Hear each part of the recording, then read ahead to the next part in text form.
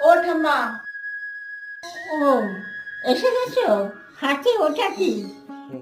দাঁড়াও বলছি। মা তোমার জন্য একটু গুড় পাঠিয়েছে। ও, গুড়।